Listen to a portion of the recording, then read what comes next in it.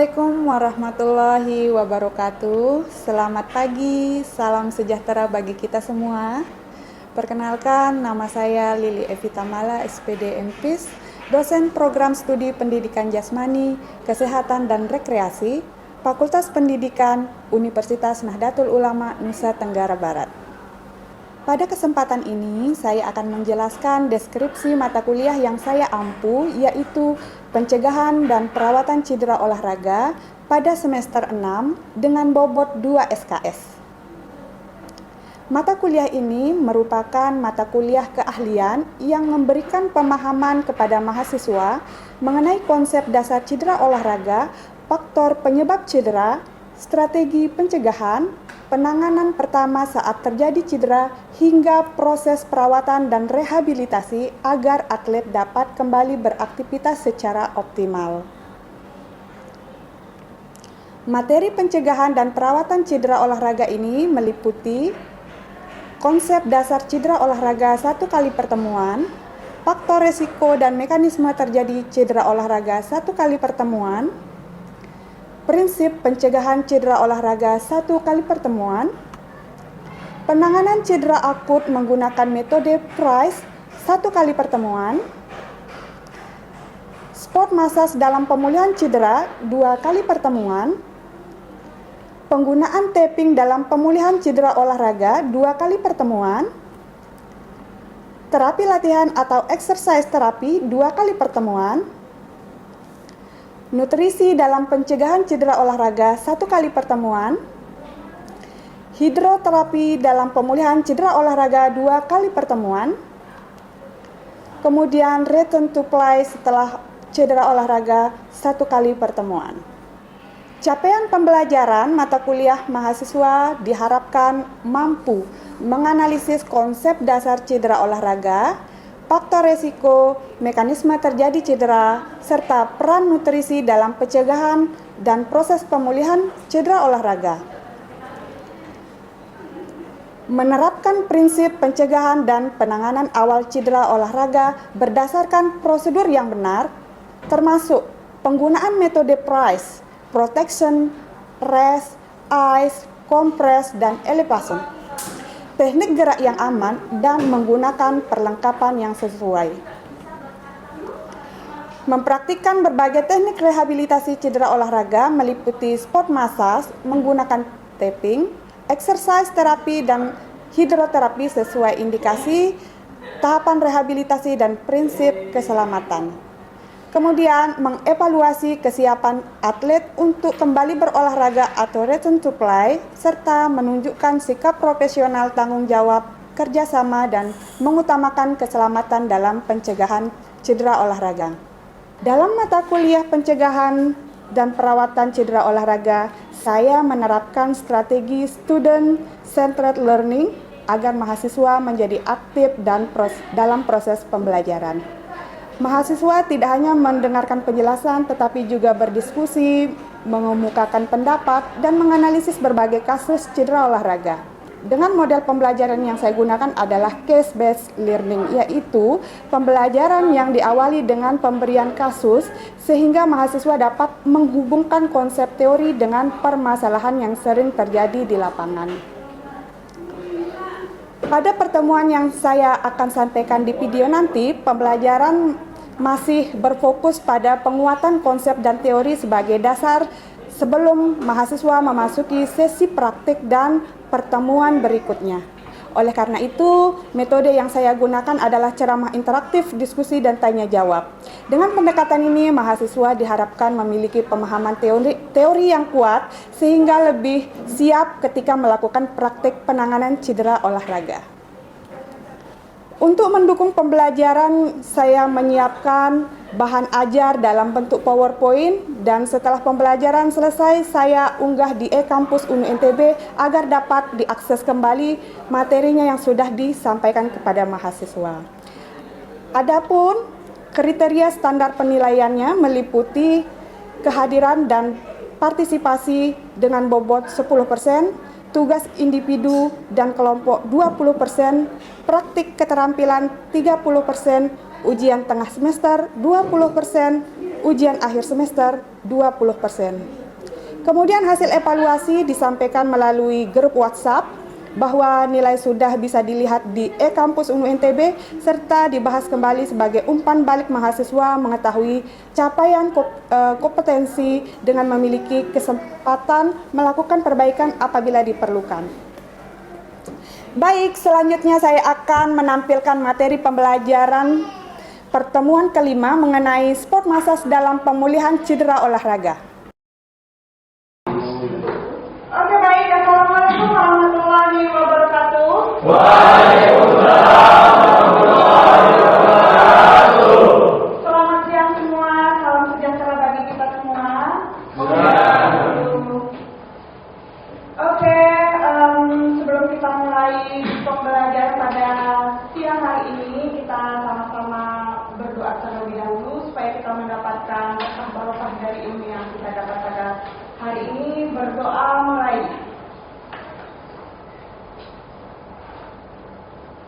Berdoa selesai. Oke, teman-teman semua. Pada siang hari ini Ibu akan menyampaikan materi baru tentang sport massage dalam pemulihan cedera olahraga. Kalau minggu lalu kita sudah mempelajari tentang bagaimana penanganan pertama cedera olahraga. Ya, masih ingat metode apa yang kita lakukan ketika terjadinya cedera sprain atau sprain misalnya, juga penanganan metode? Oke. C itu apa? Protection. Oke. R itu apa? I itu apa? C itu apa? Kompres. E itu apa? Oke, jadi cedera akut itu harus ditangani, penanganan awalnya adalah dengan metode sprain ya. Ketika terjadi sprain, apa itu sprain? Kerobekan. Oke, kerobekan atau kerusakan yang terjadi pada otot atau tendon, ya. Kemudian apa itu sprain? Tadi sprain, sekarang apa itu sprain? Satu orang, Rahman, apa itu sprain? Kerusakan ligamen yang terjadi saat melakukan aktivitas olahraga. Iya, benar sekali. Kerusakan jaringan ligamen. Ya. Apa itu tendon? Penghubung.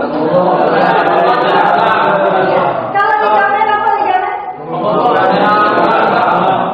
Oke, tendon adalah penghubung otot dengan tulang, sedangkan ligamen adalah penghubung tulang dengan tulang. Ketika terjadi cedera akut atau baru terjadinya cedera, itu harus penanganan pertamanya adalah dengan metode sprain, protection, rest, heal ice, shape compress, dan elevation. Begitu. Nah, selanjutnya dengan materi yang kita lakukan adalah begitu pembengkakan sudah selesai terjadi pada strain dan strain, boleh kita melakukan sport massage dalam pemulihan cedera olahraga. Di sini mahasiswa diharapkan mampu menguasai pengertian atau tujuan sport massage itu sendiri, kemudian tahu manfaat, prinsip, indikasi, kontraindikasi, dan teknik dasar manipulasi sport massage. Kemudian yang ketiga adalah mengaplikasikan sport massage dalam pemulihan cedera olahraga. Ya, itu tujuan materi kita pada pagi hari siang hari ini. Oke, sport massage itu apa? Apa itu sport massage? Sport massage adalah teknik manipulasi jaringan lunak dirancang untuk meningkatkan performa atlet, mempercepat proses pemulihan, mengurangi nyeri dan ketegangan otot, membantu penyembuhan cedera olahraga. Oke, benar sekali. Sport massage adalah teknik manipulasi jaringan, ya, memijat, ya, menggerus. Kemudian beberapa teknik manipulasi yang akan kita pelajari sekarang itu, yaitu fungsinya adalah meningkatkan performa atlet atau meningkatkan kebugaran atlet, kemudian mempercepat proses pemulihan, mengurangi nyeri dan ketegangan otot, dan membantu penyembuhan cedera olahraga. Manfaat sport masas itu sendiri adalah untuk mengurangi inflamasi atau edema. Kalau edema itu pembengkakan atau merah-merah di setelah terjadi cedera, dan memperbaiki sirkulasi darah pada saat penekanan itu, maka proses penekanan lebih lancar. Kemudian mengurangi spasma otot atau kelelahan, ya, mengurangi kelelahan timbul akibatnya penumpukan laktat, sehingga kalau kita melakukan pemijatan itu akan badan terasa lebih rileks. Kemudian meningkatkan elastisitas jaringan, tentu saja.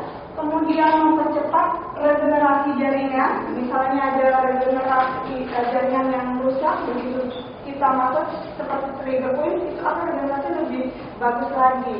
Kemudian mengembalikan fungsi otot secara bertahap. Ya, otot-otot yang kaku begitu dimasak, dia akan lebih rileks dan bisa kembali berfungsi secara optimal.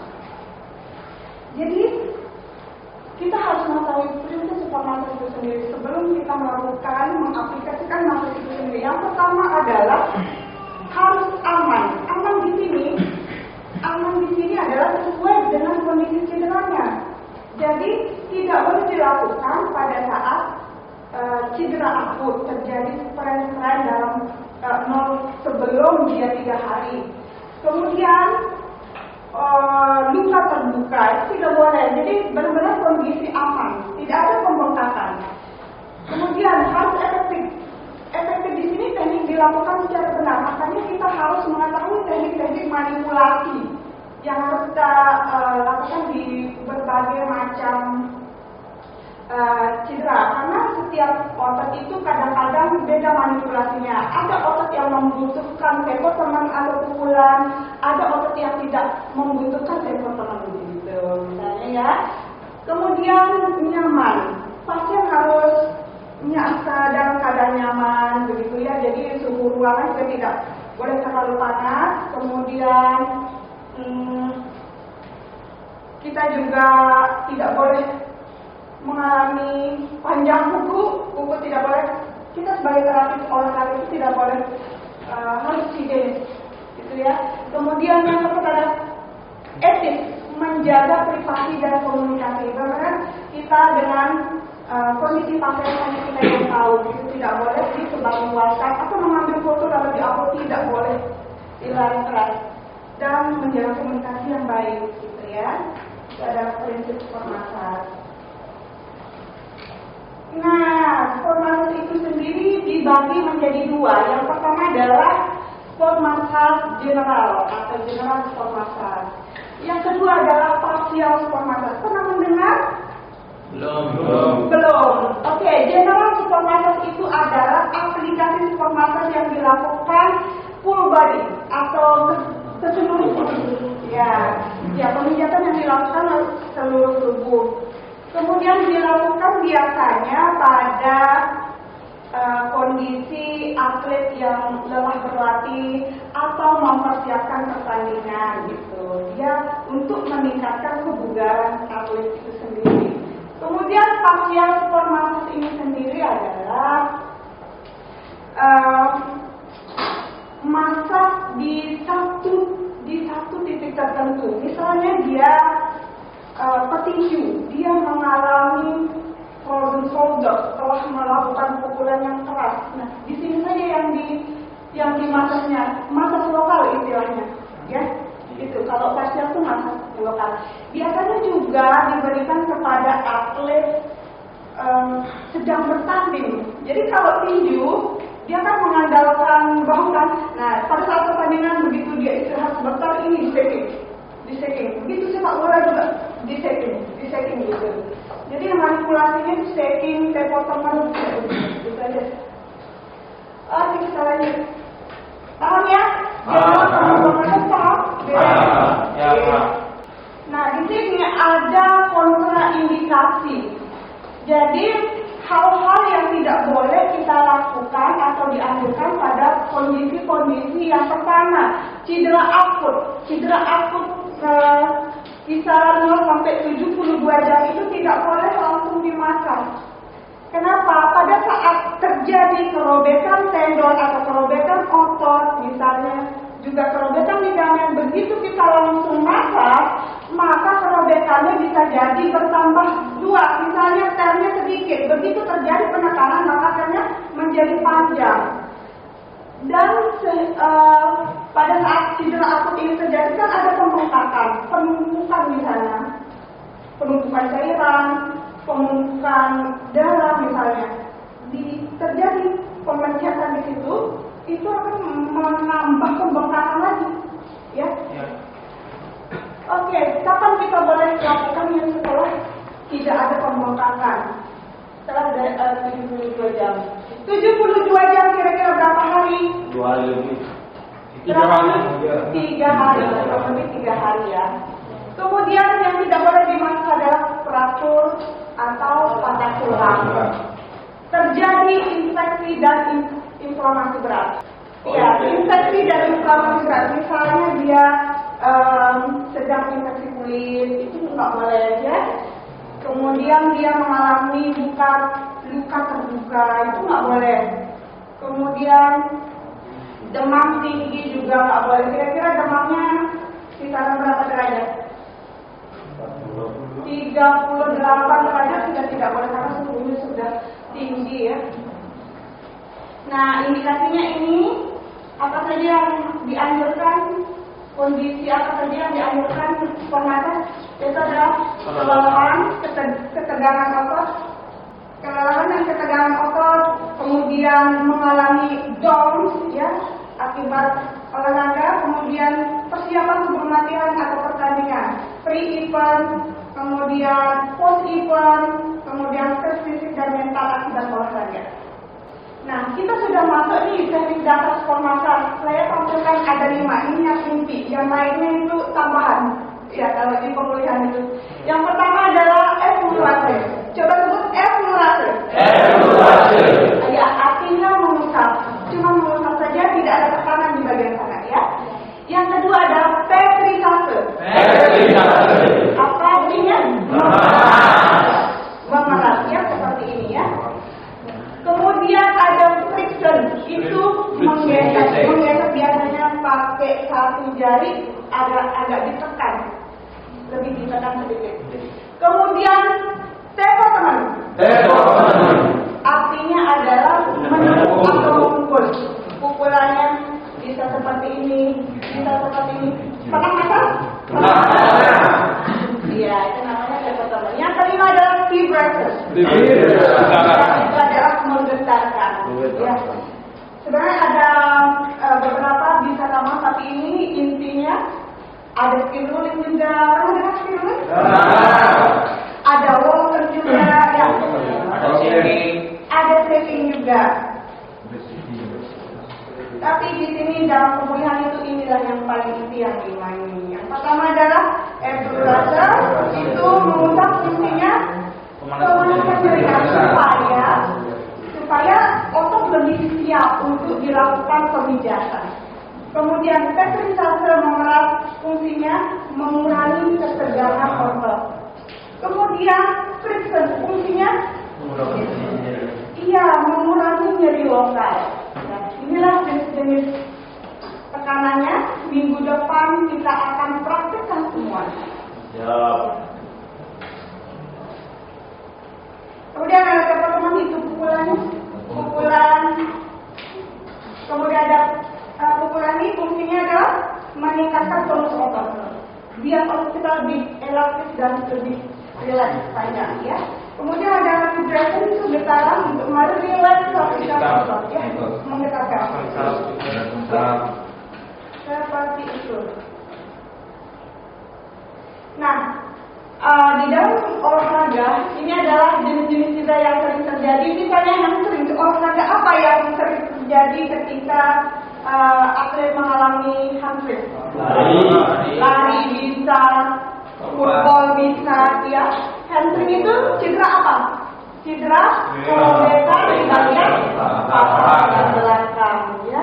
Manipulasinya terdiri dari effleurage, petrisase, kemudian hindari tekanan yang berlebih di titik lokal cederanya, ya. Kemudian curl rise, olahraga apa yang sering atlet mengalami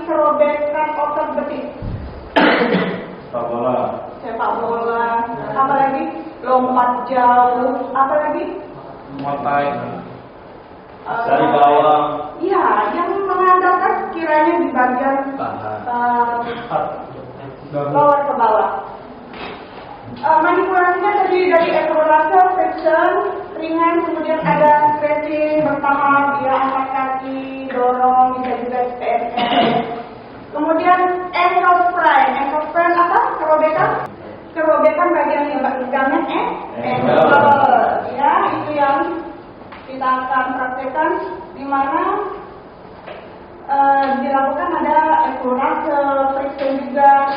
Dilakukannya setelah cedera fase akut, di mana tidak ada pembengkakan, tidak ada mengalami edema, sudah siap dimakan. Ya.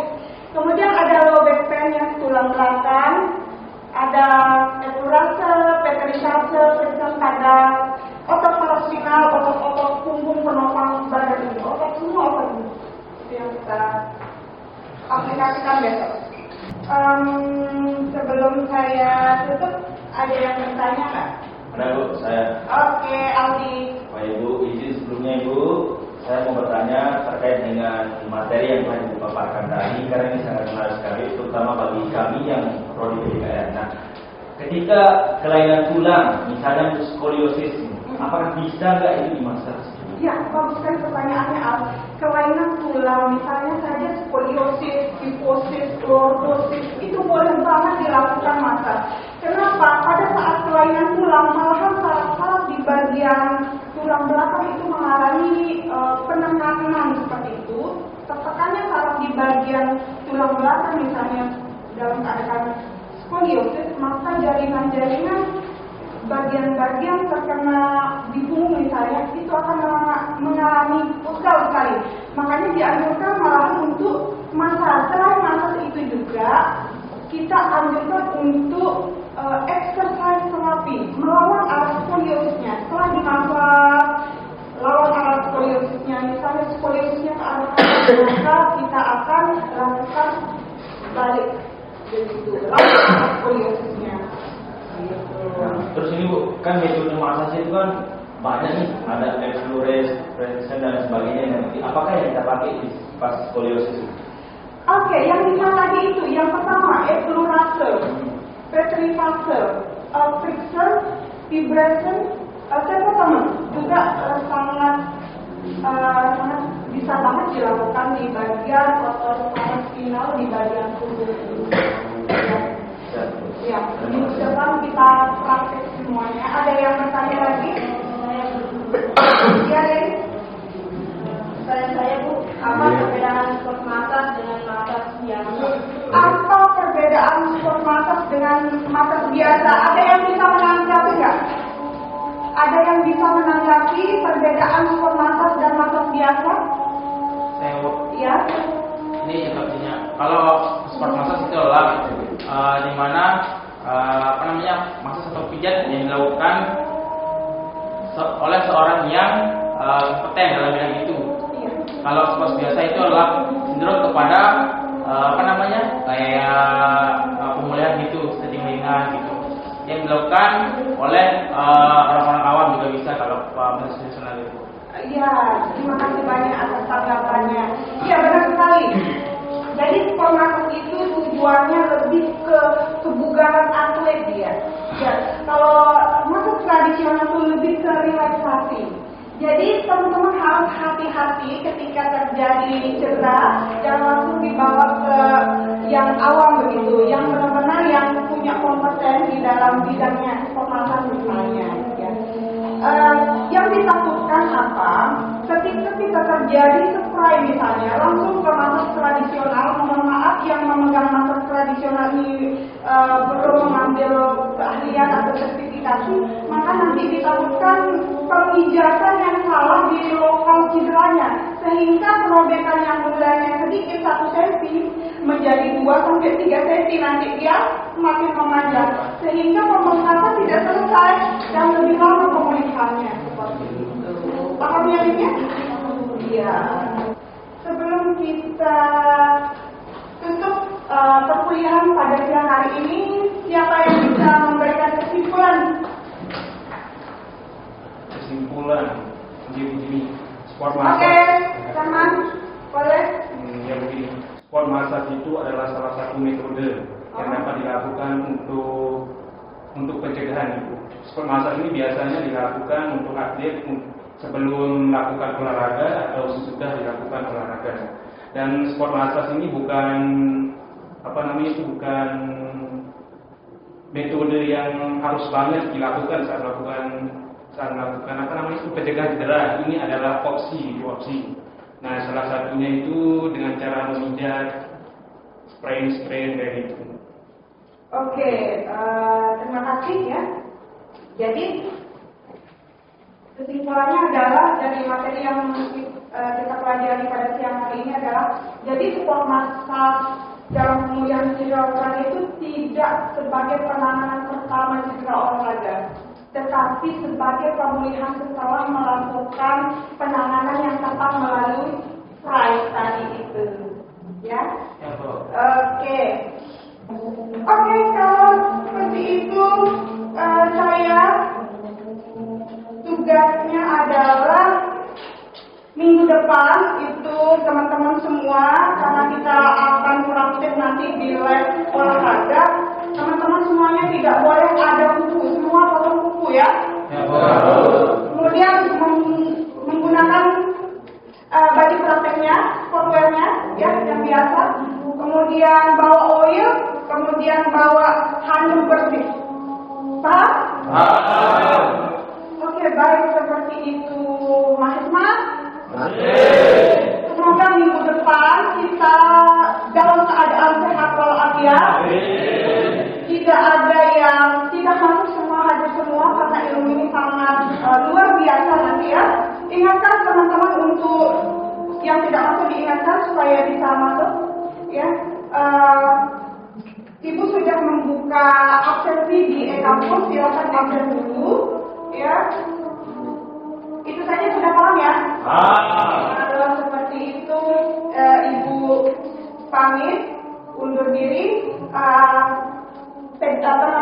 PPT-nya Ibu upload biasa di e-kampus, nanti di-download, lihat apa saja yang perlu dipelajari, terutama teknik-teknik manipulasi itu harus dibaca ulang ya, supaya nanti kita lebih mudah dalam melakukan praktik.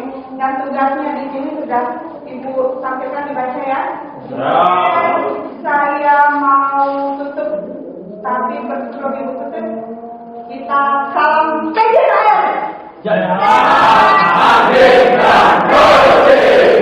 kasih banyak. Wassalamualaikum warahmatullahi wabarakatuh.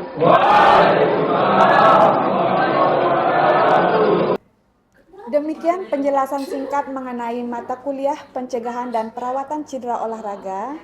Besar harapan saya melalui mata kuliah ini mahasiswa mampu memahami konsep pencegahan, melakukan penanganan awal cedera yang tepat, serta menerapkan prinsip rehabilitasi cedera olahraga secara profesional, serta proses asesmen yang terukur sesuai dengan capaian pembelajaran yang telah disiapkan di dalam RPS. Demikian pernyataan diri dan cuplikan untuk kinerja saya dalam bidang pengajaran sebagai bagian dari pemenuhan instrumen PDD UKTPT. Saya menyampaikan terima kasih yang sebesar-besarnya kepada Kemendikbudristek melalui Direktorat Jenderal Pendidikan Tinggi LL.Dikti 8 Wilayah Bali dan Nusa Tenggara Barat, serta seluruh tim sertifikasi dosen Smart 2026. Atas kesempatan dan dukungannya, saya juga ucapkan terima kasih kepada pimpinan Universitas Nahdlatul Ulama Nusa Tenggara Barat, kolega dosen, serta semua mahasiswa yang telah berkontribusi dalam proses pembelajaran ini. Demikian yang dapat saya sampaikan, semoga bermanfaat dan menjadi bagian dalam upaya peningkatan kualitas pendidikan tinggi di Indonesia. Wassalamualaikum warahmatullahi wabarakatuh.